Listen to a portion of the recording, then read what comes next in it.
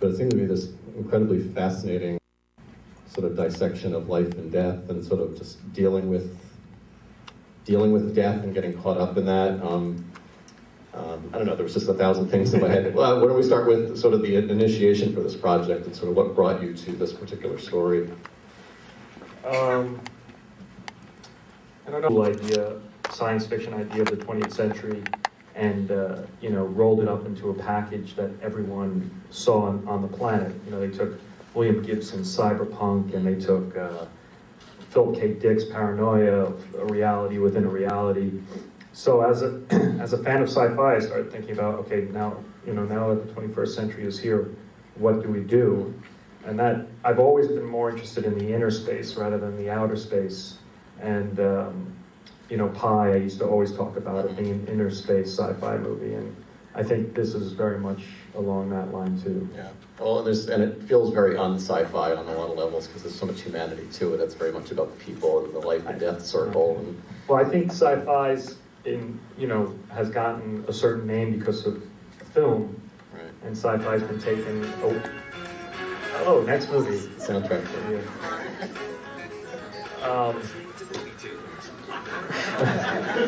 Let's talk about living and dying in rhyme.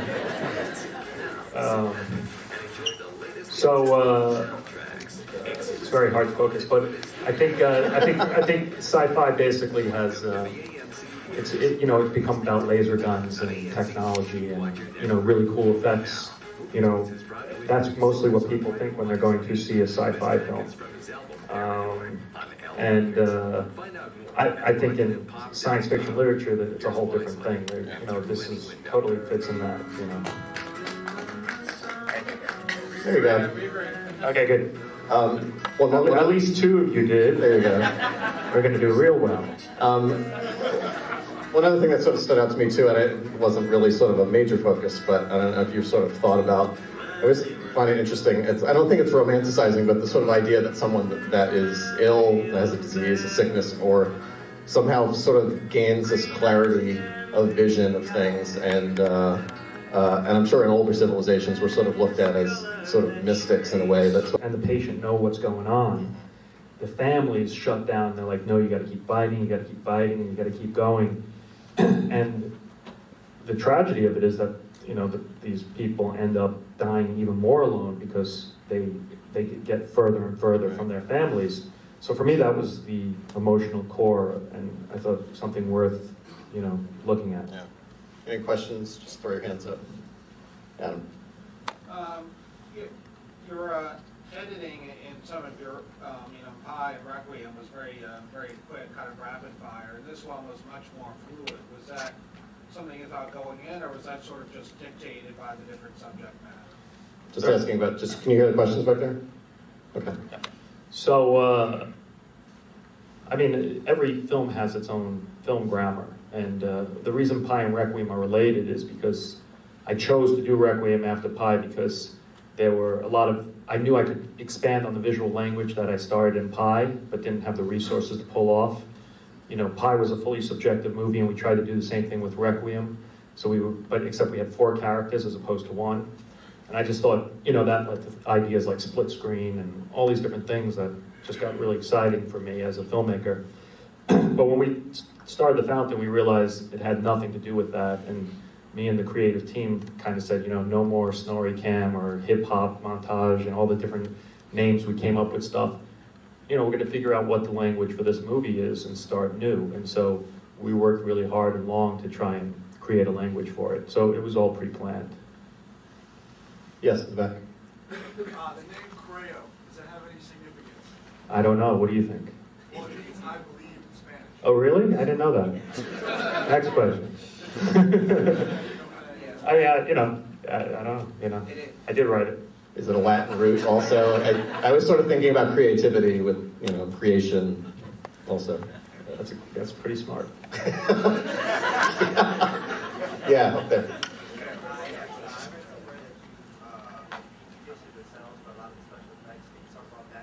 Oh yeah, he's talking about, what you just saw, there was no CGI in what you just saw. Nothing was created inside of a computer. Not meaning we did use computers on the film, but there's no CGI.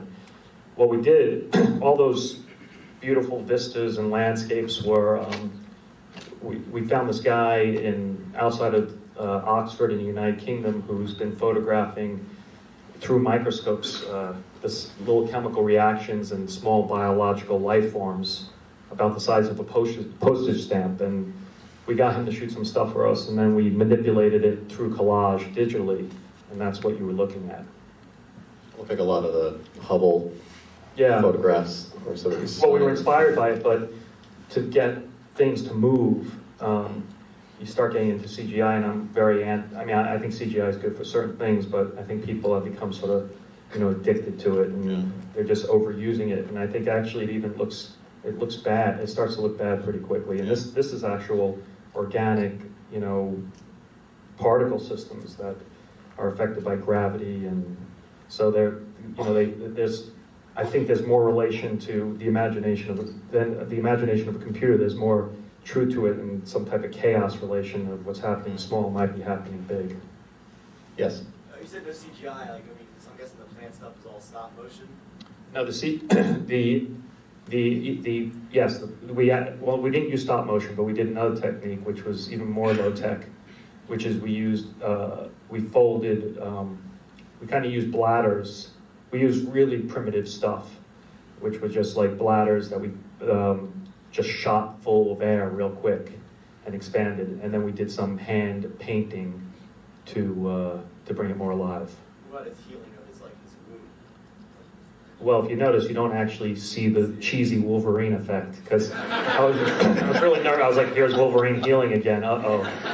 So that's all, I mean, that was just some Alka-Seltzer, literally. Old school. Yeah, we were very old school. I just didn't want to go that digital way, because you get it starts to look fake, Yeah. Yes. I was curious to know, where was the film shot at, and how long did it take? We shot it in Montreal, and it took, I think, around 60 days of shooting. 6 years to get there, but 60 days to shoot. I was going to say, when did you actually film, and then sort of the process till now with it opening, how long that took? Well, it's been, Requiem for a Dream came out October 6, 2000. So here we are. Still got my hair, kind of. Yes. I thought that actually, I felt it was very good with the body tree, the enlightenment, So, was there some symbolic metaphor to associate tree of life to reaching enlightenment? Sure. There's a lot of different religions represented in the film, and for me, the reason I did that, the film starts off with a quote from Genesis, which is, Judeo-Christian Islamic source, and then, there's a lot of Mayan religion in it. But for what was interesting to me is that there's a spiritual similarity between all these religions, and at the core, you got, on one hand, you have the story of Genesis, and you have some guy named Adam and Eve who basically eat from a tree of life and tree of knowledge, and before they eat from the tree of life, they have to have their fall, and they're sacrificed, and they're thrown out of Eden. And then you have the Mayans who had this first father, their Adam basically, who had to sacrifice himself to make the tree of life. And then you have Buddhist tradition of enlightenment beneath the tree of life. And so the fact that there's something unifying it, and there's a spiritual core that connects all different beliefs, is what was kind of interesting to me. Yeah. I was reading online that this 2 or 3 years ago, this was sort of set to go with different artists involved, Can you speak a little bit about this picture, but also about your process in terms of how this picture might have evolved in the last 2 years? You sort of had a little extra work on it, and do you sort of come up with a concept, and then this is it. This is what I have in my head. No, it's a constant growth. It's a constant evolution. I just always picture myself like, with a samurai blade, getting it sharper and sharper and sharper, and honing it more and more, and just you keep working on it. Hopefully you don't go so far. Remember in nursery school when you were finger painting, if you go too far, it all goes brown. Remember that? So hopefully you don't go to brown, you know. That's what I always say to the guys. I'm like, don't take it to brown, you know. You don't go too far with a joke or with an image. And that's the point you got to watch out for. Is you could keep working on it and keep working on it until you get there. But you know, no matter how much work on it you do, it ends up relating very, very much to what you started with. I mean, it's much sharper and cleaner. But I mean, there are things I wrote the first time I sat down to write are in the film still. So. Is there anything specific? I mean, the flowers coming out of the conquistador was one of the earliest images, and it basically is exactly what we wrote 6 years ago. And in terms of casting, did you get your first choices? Did you have people in mind? I never get my, you know, Jared Leto was not my first choice for Harry Goldfarb in Requiem for a Dream surprise, but that was supposed to be a joke, I guess. No one knows. It was supposed to be a mean joke against Jared, but it worked out great. And you know, for me, it's I always try to work with people that are the most passionate and willing to give. Well, this is sort of a further growth for Hugh Jackman, at least in film. I mean, I think he's done some of this in other projects. He's done stage work and elsewhere, but it's sort of a further beyond what he's been doing mostly, that has a more emotional rooting to it. Yeah, definitely. I mean, you know, he gets to shine, I think. Yeah. Yes? Yeah, hi. Pi had its roots in Book of Ants, the comic you did, and you're using a comic book actor right there. I was wondering if there's any influence on comics like that. It's hard to find an actor that's not in a comic book movie anymore. I want to ask you about the influence, if there is an influence of the comics like Sandman or The Invisibles, because some of the imagery seems similar there, and I think you are a fan of comics. I mean, I've never actually read Sandman or The Invisibles. I have read some comics, but those two I don't. I never got into them. I read one issue of The Invisibles. They were trying to make it into a movie, and I read it. I didn't quite get it. But I mean, there's definitely a big influence of graphic novels and science fiction literature in this, and that, you know, it was very conscious that for the first 15, 20 minutes of the film, like in a sci-fi novel, you don't really know what's going on. And then slowly but surely clues start to come in and things start to make sense. And I've always liked that experience while reading a graphic novel or, you know, a science fiction book, is how the world slowly comes into focus. I mean, most times you watch a movie and you meet the hero right at the beginning, and then, you know, 2 minutes into it, he bumps into something and it's funny and you like him. And then 5 minutes later, you realize he's got a problem. And then, you know, then you watch him solve the problem, except there's some complications, and, you know, then it all kind of works out pretty well at the end. So that sort of happens in this movie, but in a different order. So. What? Because it makes me wonder how you would have handled the Superman movie, because there were some reports that you were being looked at. Really? They never called you. Yes. Can you tell us about the setting where the futuristic Hugh Jackman is, the character who has his head shaved? Exactly where are we? Is this, I was reading somewhere that's supposed to be the 26th century. I don't know. What did you think? Well, I guess it was 26th century. No, well, what do you think watching it? You have no idea? What do you think? I was a little confused about the linear connection between the three characters. I understood they were in different time periods. That's good. We got that done. Connecting the dots exactly, though, I was a little puzzled most of that. I think you get it, though, if you think about it for a little bit. Let's start with the easy one, the guy in the present, right? What do you know about him? Did you know there was a guy in the present? Yeah. What was he doing? Well, to me, it seemed like he was trying to find a cure for his wife. Sure. Very much, and And what happened? something else seemed to work out, but not what he wanted to. Right. And then what happens? Then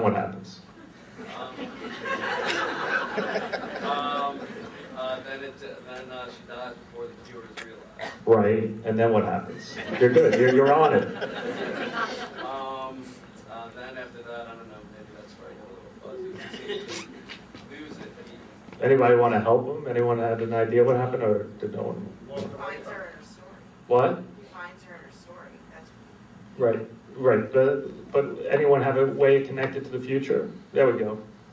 Well, he plants that the piece of the tree that she Right. And then in her grave, and as they alluded to before in her story, that when Mine King or the first father dies, Yeah. the tree grows up from that. So that was the tree that turned into the tree that grew out of her grave. Okay, and then what happened to Tom? What? Before he dies. So Before, what happened to Tommy? Sure. Finds eternal light. Sure. And ends up where? In the bubble. Oh, see it again. I'll tell you, it's there to be had. But it works in several different ways, I think, and it's one of the types of films that we didn't really want. You're dealing with a lot of the big issues about living and dying, and if you sort of land right on the nose, I think it doesn't quite work. Was So. you said your inspiration for some of the scenes was Mayan culture, some of the reading that you did. What about the futuristic scene that you mentioned, Bowie, earlier? Yeah. What was some of your inspiration? Oh, there's a lot of them. There's an artist, a comic artist actually named Mobius that was a big influence by the way it looks. But really it's about one man trying to save his wife who keeps on going. And the guy in the future is just him still going. And I think, and as someone was saying, the book is just sort of a way of examining what was happening. I was also kind of fascinated with the visual palette too. There seemed to be a lot of patterning going on with carpeting in the hospital room and the elevator wall and some of the glasswork. And do you have some of that in your background that you bring to it, or just the visual folks that you work with? I just hire good people. Yeah. No, we talk about it, but everything was about tying everything together.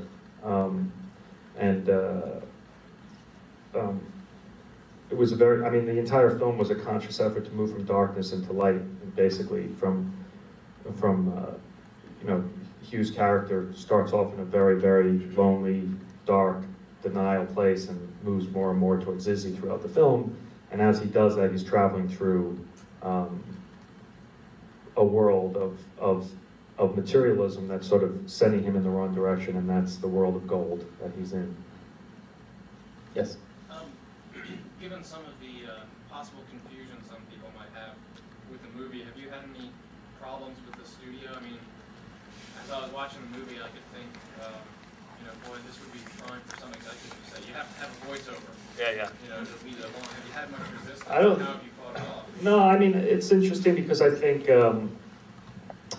besides this audience, I think it's all there, and I think we've had a lot of people coming to us and telling us what it's about, and it's very hard to do these Q&As because the film is about, I've never wanted to give a verbal sort of answer to what's going on, and what I find out is when people actually talk about it, it's all there. And that's come back to me in many different ways, people, getting it. So it's gettable. It's just, it's done in a very poetic way because we were just aware that you're dealing with these big issues, and then if you talk about them straight up, it gets very lost. Right, but the studio hasn't pressured you to sort of provide a way for the audience to get there faster, so they don't have to stop and think about it. Since what, they don't want people thinking? You were saying earlier about the culture room. movies unspool very quickly, Absolutely. so you don't have to think, this is I don't know. They were very, I don't want to talk bad. So Right, no. it was a very long journey to get to where the filmmaker's vision got done. But Fair enough. it eventually got done. But no sort of executive input in terms of seeing There cuts of the film and editing. It's always a collaboration. It's always a collaboration. Well, it's even up to things like, what if you could live forever as the tagline? Sort of, Yeah. do they ask you if that's cool, if they can put that on They've there? been very, very Yeah. collaborative. Very collaborative. Yes. You talked a little bit about the cinematography. How did you get together with Matthew Latique, and what did you guys talk about in working up to production? There was a billion meetings, and as I was saying, it was this movement from darkness to light, and so we shot listed every shot, and we planned everything, and we talked about where to put the camera, and we did a lot of work to get there. So it was a very long process, and Matty's the type of guy that just rolls up his sleeves and gets involved very early on. Yes? How soon in the production process was the music established? I thought that was key to sort of keep it all at the same level the whole time. It changed, it's a growing, it's a very, very long process of back and forth as it develops, And once again, Clint's very much like Matty. He starts very early on, and, we work together to get there. This is a stupid little thing. I noticed every time the fountain book was sort of in Hugh Jackman's character's hand, he sort of never actually put it, well, I guess he does put it down, but there was a number of times where it fell out of his lap onto the floor. I'm sure this is probably just one of those lists of things people are going to try to read into something that's not actually there, but if anybody else noticed that too. I don't know if it sort of meant anything or not, but I haven't figured out what it meant. I'll get back to you about that. Yes? All of your films have really distinct and unique soundtracks. How closely do you work with your composer, or do you just kind of leave it up? Well, as I was saying, we go back. I mean, he's involved right at the beginning. I mean, I remember pitching the idea to him, I don't know, many, many years ago, and walking on Sunset Boulevard and telling him the idea, and him getting excited about it. And then he writes a couple of little songs, and we talk about it, and then I give him the script, and he would write some stuff, and then when we're editing, he's writing more stuff, and it just goes back and forth, and so it's a real collaboration. All of it is, though, because you have to make everyone work together. Yes, in the back. What's next? I can't talk about that. I've got, we're started something, and we're on our way. It's just, it's a little too early. You're going to have to wait 5 years. You need to give us something. No, it will be a lot quicker. This one would have been quicker, too, if I didn't get fucked.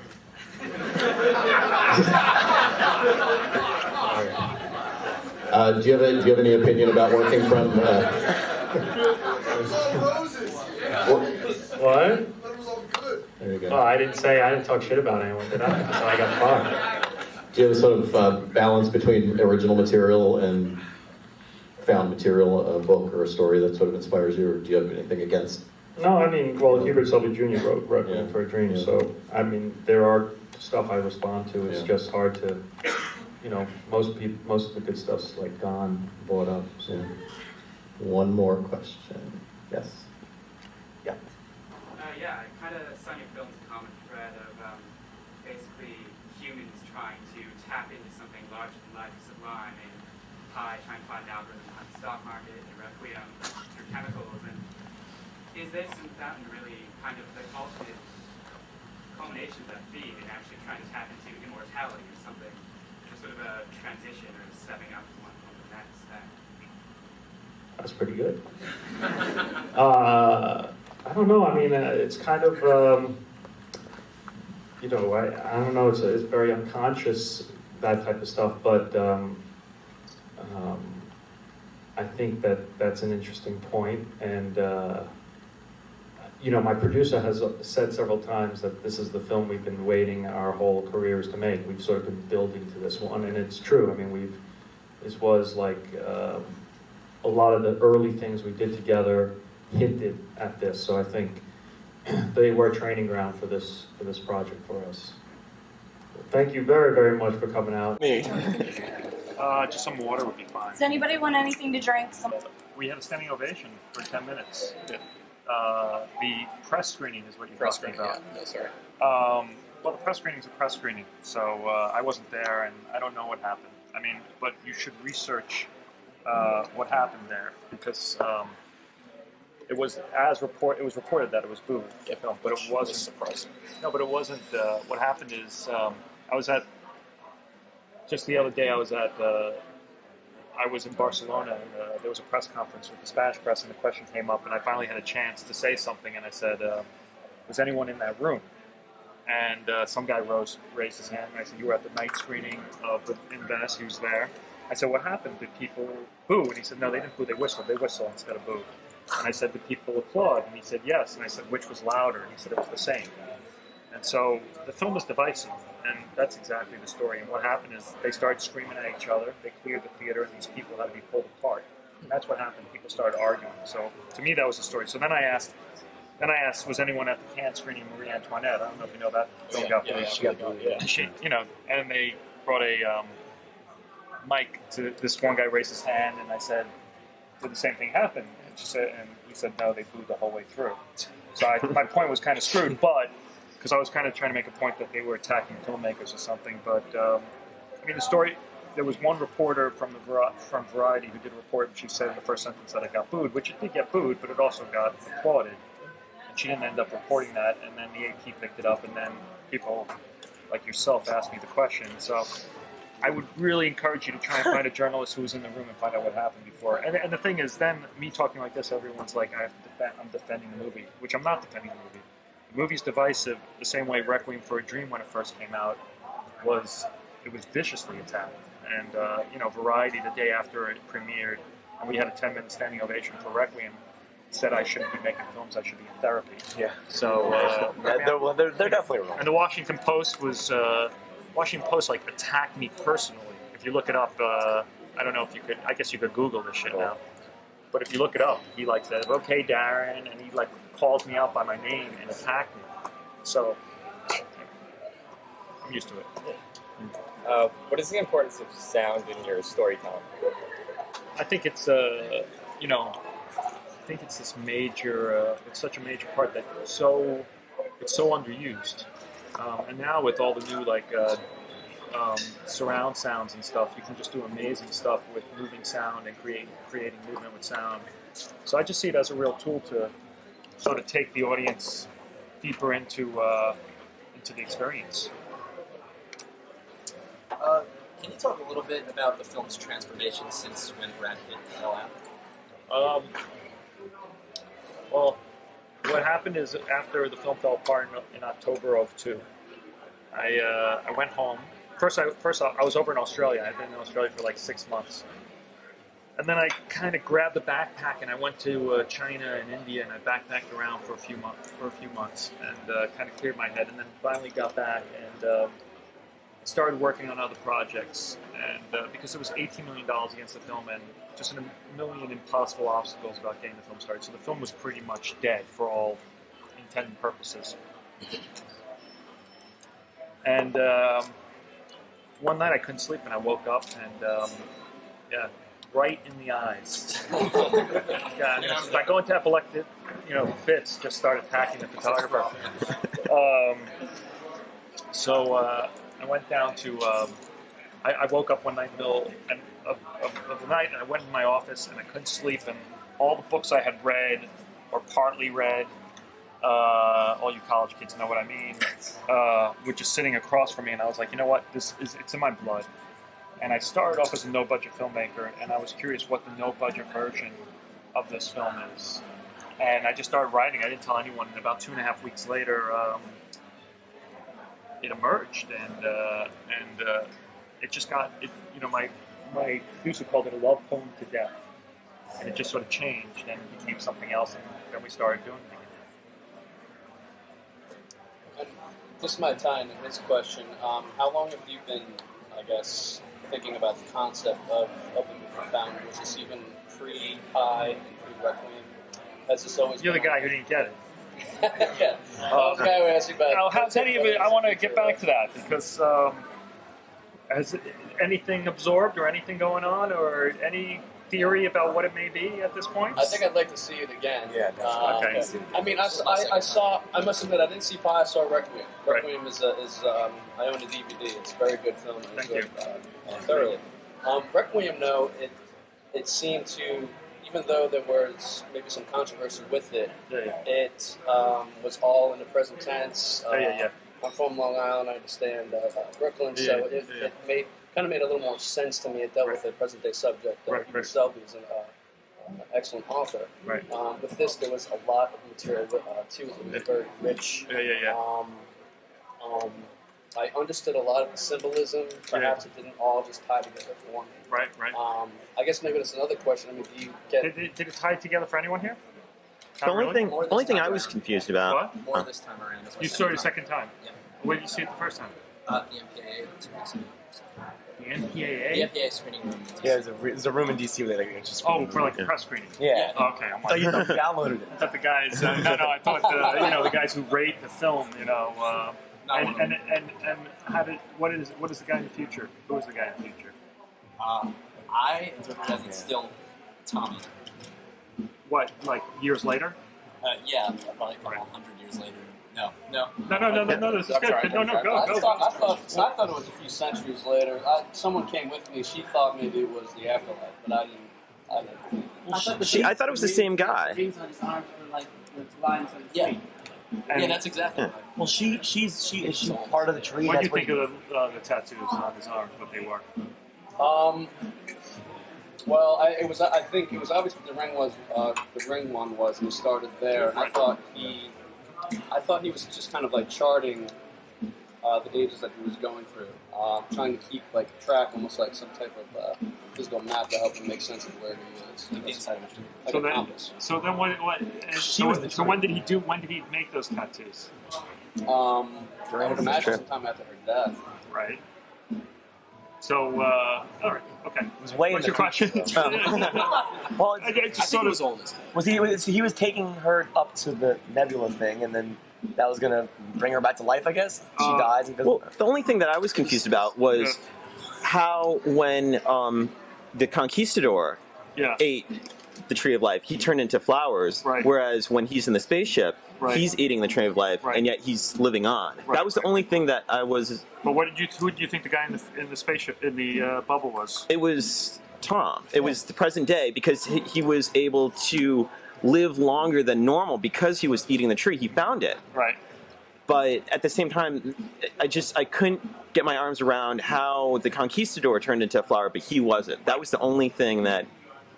Well, this guy, the press notes? What? The press notes? Yeah. Saying astronaut? Yeah, don't listen. The flowers grew out of him, and then I don't know. This is kind of a far stretch. Does it just leave the earth and he goes up with it to the? I don't know. It's so freaking. How'd you get it? Mental. Say it again. Anyway, let's move on. Okay, yeah. It made sense. Do you have a question? Well, it's a very thought-provoking film. You're hoping that the audience will draw their own conclusions. Do you kind of like abhor these type of questions, where what was the story about, or what was you thinking at this time? For me, it's very much a non-verbal experience, and to sit there and try and explain everything. I never intended it to be that. I wanted to be a poem for people to basically feel and think about, and there are a lot of answers to it, and it's very much like a Rubik's Cube, how you can solve it several different ways, but ultimately it's just one solution at the end. And so we have a sense of it, and I think it's, kids today especially, my sense is that y'all don't watch films one time. It's like, downloading films and DVDs of films. They become things that we watch over and over and over again. And I'm confident that The Fountain, as you said, is rich with details that have clues of how it all ends up.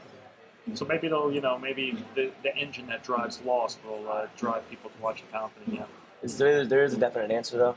Absolutely. No. So there is a complete solution. Concrete answer. But we want to hear from you until 10 years down the line. I'm not going to. Well, no, you'll figure it out before that. I mean, it does make sense, but I think the first time that you go through it, it's there's a lot going on, and I think there are people that pretty much get it right off the bat, and so I think it's, not that he's smart, he's just as retarded as I am.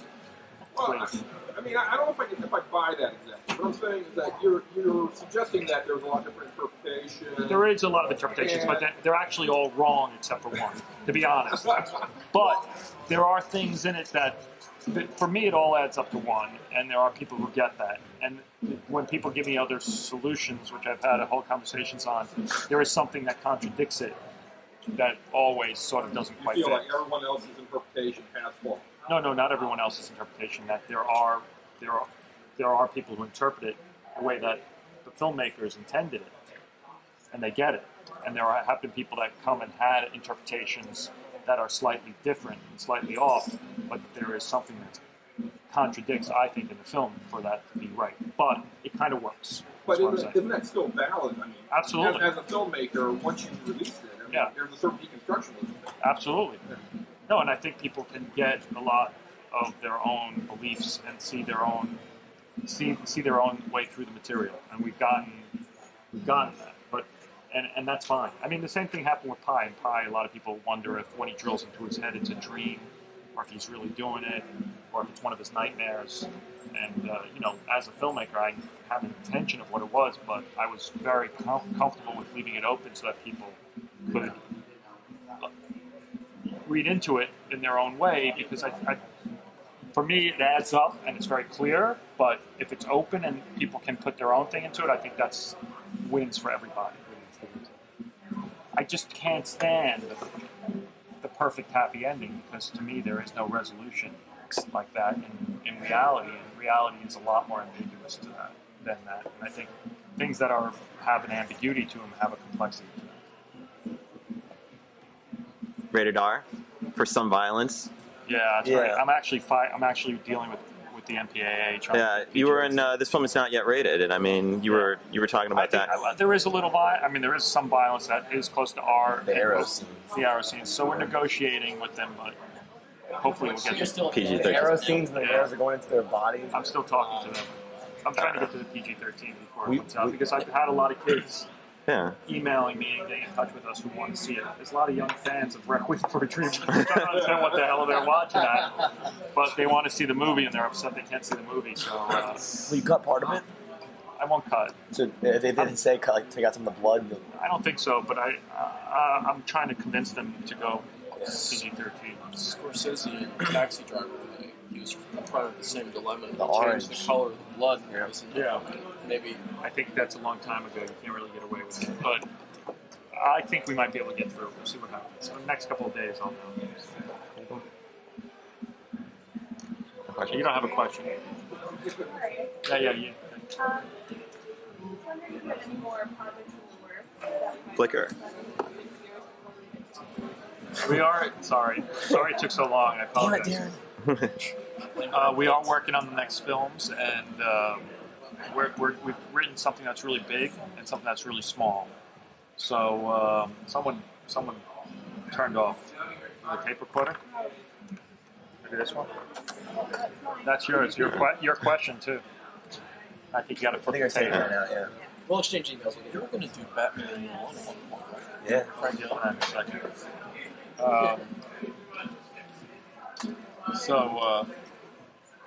You all good? Yeah. So, your question was... Projects in the works. Yes. So we wrote something that's really big, and we also wrote something that's very, very small. And I should be done in the next couple of months, and then we'll figure out what's next. But as far as what the project is, I don't like talking about till we're going. It's, all the stuff you've read on the internet is hype. Everything. It's all nonsense. Stop reading that crap.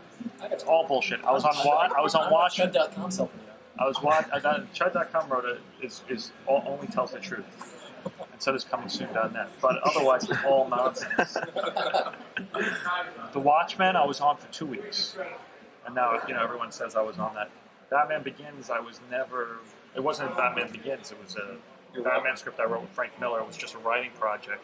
And then, and I was always interested in doing The Fountain. I took on Batman because I had done a $4 million drug film, and I figured if they asked me if I would develop it, and I figured if I develop it, then maybe they'll perceive me as someone who can make The Fountain, and they would give me the license to do that. But it was more of a way to work with Frank and write it and get paid while developing The Fountain.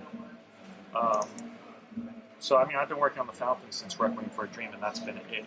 When the film fell apart in 2002, I did develop Flickr into a screenplay, and we started working on Lone Wolf and Cub, which we really want to do, but it turns out the studio never actually had the rights to it. And it's kind of like in Japan, it's kind of to the comic, to remake. Comic is kind of like a holy grail in Japan. It's kind of like Walt Disney selling Mickey Mouse to the Japanese. It's a very hard thing to do. But very hard to do. So the projects you haven't heard about them, and they're just 2 new projects that, well, they're not new. I've been developing for a lot of years now. So have you abandoned Flickr? Now, Flickr is a good script, and it's just not right to do now. I just don't want to do it. It's a little bit, if you know the project, it's a lot like... read the book. It's a great book. But it's very similar to Da Vinci Code, and so it needs to be rethought a little bit to get away from that. What are some, to go back to the original conception of the film, what are some of the biggest differences in terms of content and visual between this one and 2002? Well, one of the biggest things was, at the beginning, was a huge battle scene, which if you read the graphic novel, it's all in there. But you got to remember, when I wrote that, it was Gladiator had come out, but it was before King Arthur and Troy, and of course Peter Jackson's The Lord of the Rings. So I was interested, after seeing Gladiator, taking all that technology and figuring out a cool way to do a battle scene. But then, Peter Jackson comes along and does basically the greatest battle scenes, So I knew I wasn't going to do anything that big, because he was working in really out there fantasy. So when I started to rework it, I realized, hey man, what this scene is really about, what Izzy's really writing about, is one man overcoming impossible odds. And so, it basically became one man versus a Mayan army, and I realized that was actually better to help tell this story. So that was a big thing. And then there were a few other sequences that were kind of more expensive, but I realized that I just had to hone it and make it right to the bone of what it was about. Extensions of outer space stuff. Yeah, there were more stars. $1 million per star. They went on forever and ever and ever. No, but there was a big action sequence with that spaceship that that's probably the one thing I do regret. It was a really cool. You got to see more of what the ship could do. But it's also in the graphic novel, so you can see it in the graphic novel. I was just telling people before, I really want to get the fountain Christmas tree ornament. You know what? They're being made. Oh, really? Are you serious? Oh, wow. They should be made already. I was hoping to have them, but they're not out yet. But yes, talk to Father Dan about getting one. But they exist. That's awesome. Yeah, with little sprinkles inside and all that stuff. Of course, the tree of life. Yeah, exactly. We had that one, but they've been really slow in making them for some reason. I don't know what's happening. I can move that. Yeah. I got a strong sense of sort of 2001, constantly cyclical, with the life being recreated, and we kind of went along with the not using CGI and just keeping it a very organic film. Is this the next logical step? I mean, you're kind of staying to your independent roots, but still taking the budget. Is this where you want to continue going, or do you think you'll make another film before? I don't know. We'll see. I don't know what's next. I mean, I have these 2 ideas, and neither of them are what you said. One of them is I think is a big commercial idea, but it's an original idea, and I imagine by the time I get done with it, it'll have elements of it that will make it a little bit out of the mainstream. It seems like whatever I work on, it doesn't quite fall right into... I think it's just because we really love the stuff we're doing, and we work really hard, and I think, we end up doing things a little bit different because we're just trying to make things new, and I think that throws people sometimes and makes it feel more independent.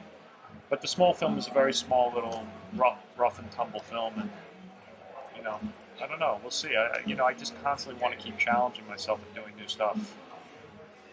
I don't want to really. I don't think you'll see just I don't know. I wish I could, go do Rush Hour 3 and get paid and buy myself a house and stuff. I just can't seem to do it. I'm more of a fan. I'm a really big fan of your innovative, just filmmaking, like the editing stuff you did in Requiem and all, just everything you did with that. And I asked you this earlier in the Q&A about how you did the flowers and all that, how you blew them up and all that stuff. Can you go more into how you did the space scenes again? Because I really want to know how you did the microscope shots. Yeah. Well, there's going to be a great article in Cinefex, which actually I think is out now. You can read all about it. Which is the big visual effects magazine. You've seen that magazine? Yeah, I've seen it before. In Barnes & Noble. Yeah. They have a whole article on it. Gives away all our secrets, so you can read that. But basically, it's a guy who it's this weird guy who lives in Oxford, and he has this huge, they call it an animation camera. It's if any of you guys go to film school, it's an Oxberry. Do you know what that is, anyone?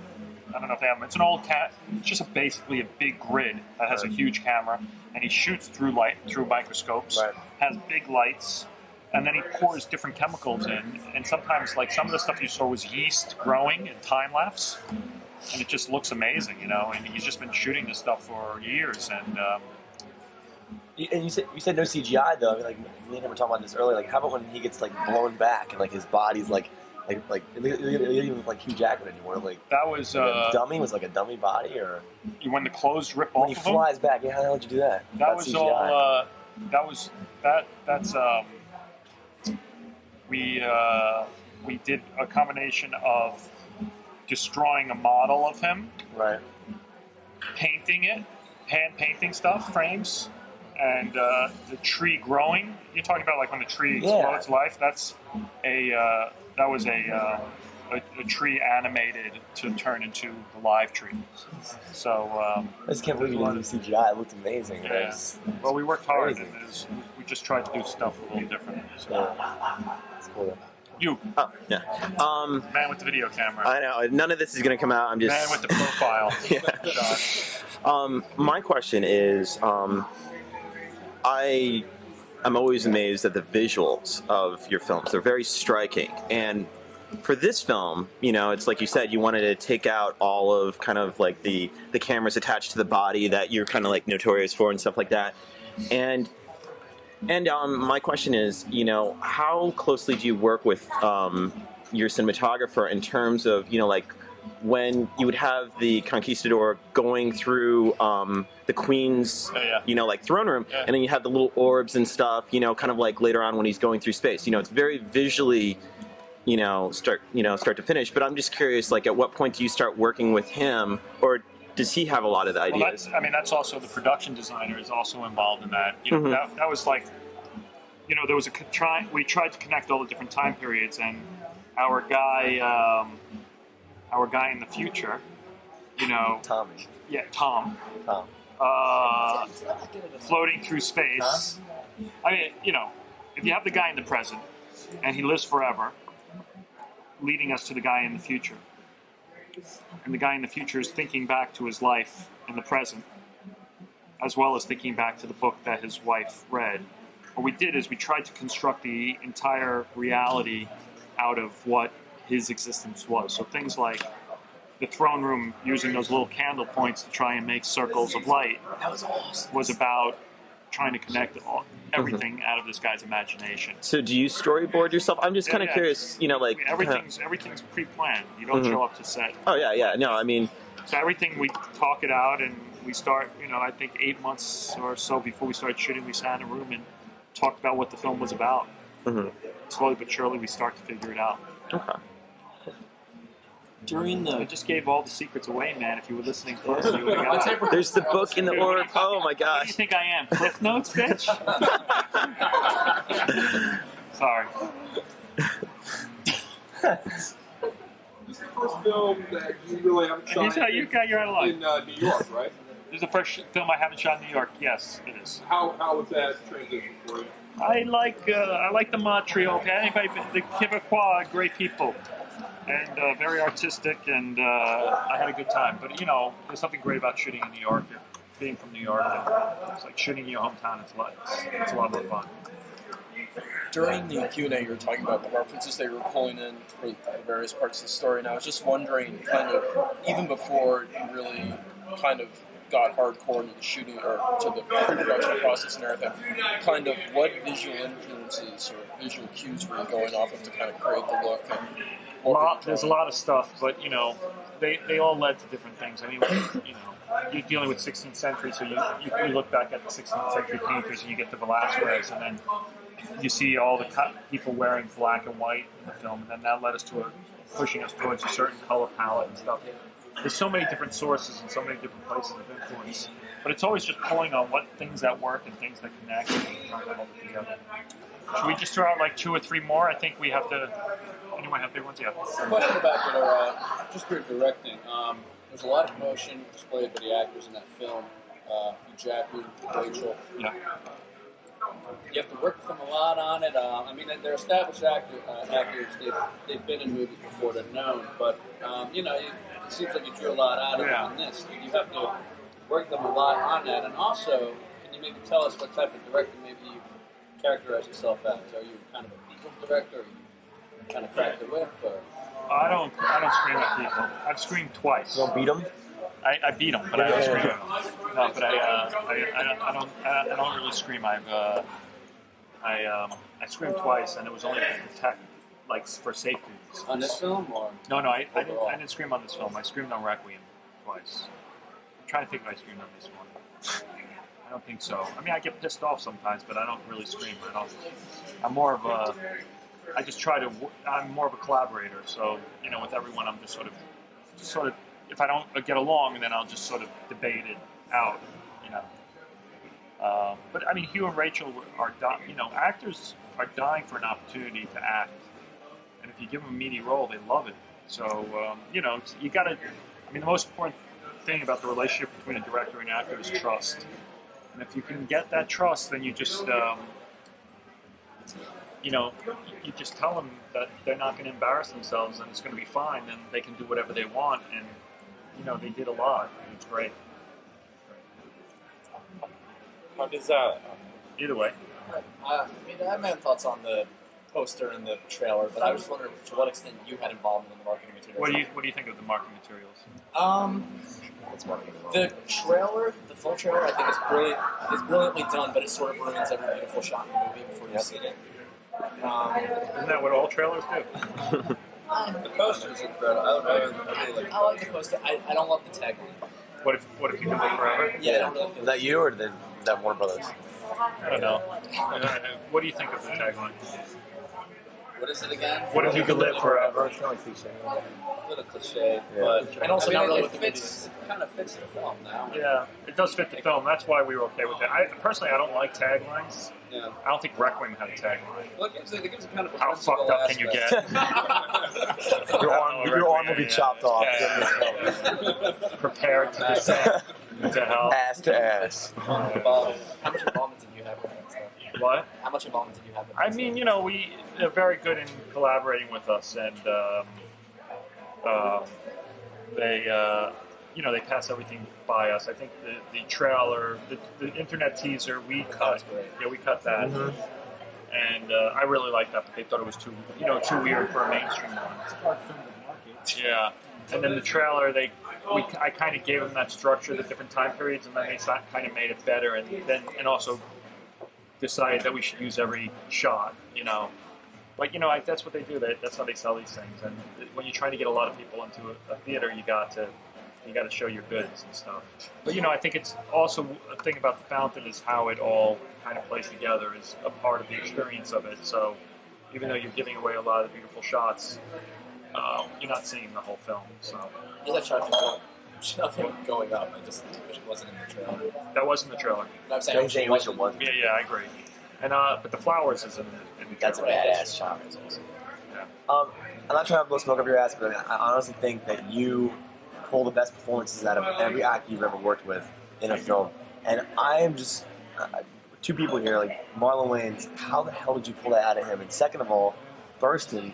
How did she not win an Oscar for that performance? I don't know. I have no idea. Up against it's called Ellen. It's called Julia Roberts Push-Up Bra. How about that was the best performance I've ever seen from her in my entire life? What, for Julia Roberts No, too? no, come on. When I saw that movie, yeah, exactly. I saw Aaron Brockovich about 6-7 months before it came out, and I walked out. I knew that Ellen wasn't gonna win because she was. She was really best actress. Yeah. But the Oscars love to give it to safe films. That's the way it is. Yeah, I mean, this was before Boys Don't Cry. You got to remember how long ago this was. It was a long time ago. I always think it's like 2002. No, it's 2000. Yeah, it was a while ago. So there were not that many independent films had sort of gotten.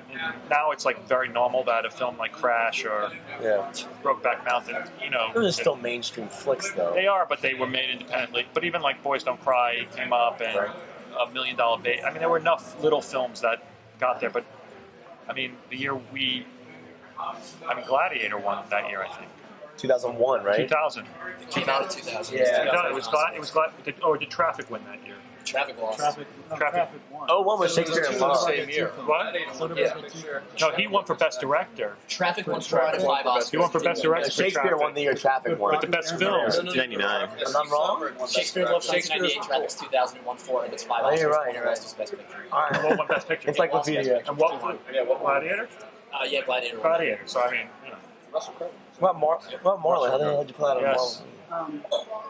You had, from what I read, you had sort of an extended period where the studio was just kind of letting you sort of go make the film and edit the film as opposed to your own pace. Yeah. Can you go into that in a little more detail? Just like, because a lot of directors aren't given that kind of freedom. They have a lot. Where did you read that? I think it was like a year.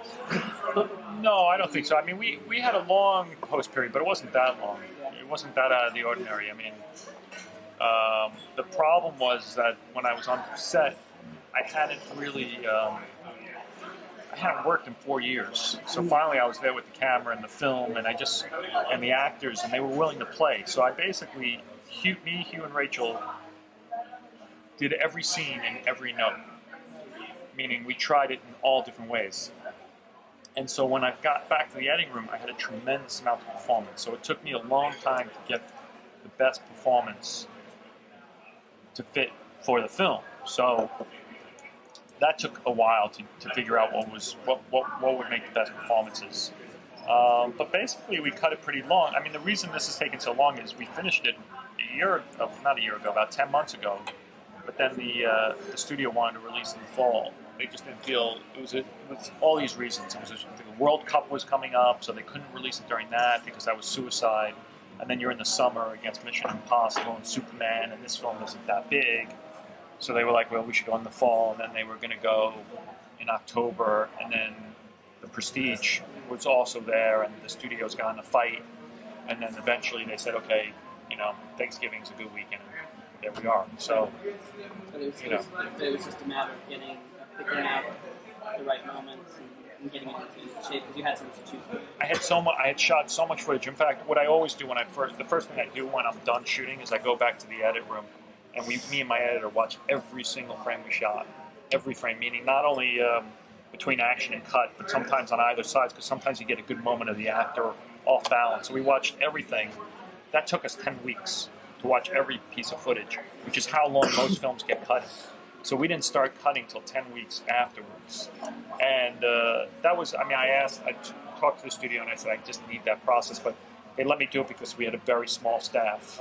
So it wasn't very expensive. I mean, the thing is, when you're cutting, you're spending very little amount of money because, like on a film day, you spend, 50 or 100, I don't even know, but a lot of money a day. But for a week of editing, it's not that much money. So, it's not a place to it's best to let you get the best picture, and they were open to that. So. Are they? How does it differ adapting a novel and creating your own original screenplay? And which do you prefer? I think adapting a novel is a lot easier, especially if it's a novel well written. And Requiem for a Dream was, in fact, I think Selby, when he first wrote it, he was actually originally hired to write a screenplay, and then I think that project fell through, so he turned it into a novel, and it was very easy to adapt. It took me like 3-4 months to adapt it. I think writing something new, fresh, is really hard because you got very little. You got to create everything, so it's much harder, I think. Which do you prefer? I like working from novel. I loved working on the Requiem for a Dream script because it was gave me an excuse to get really high and tight. I'm joking, but it gave me. It had such a great structure that all it was about simplifying. Are they going to go with day and date internationally?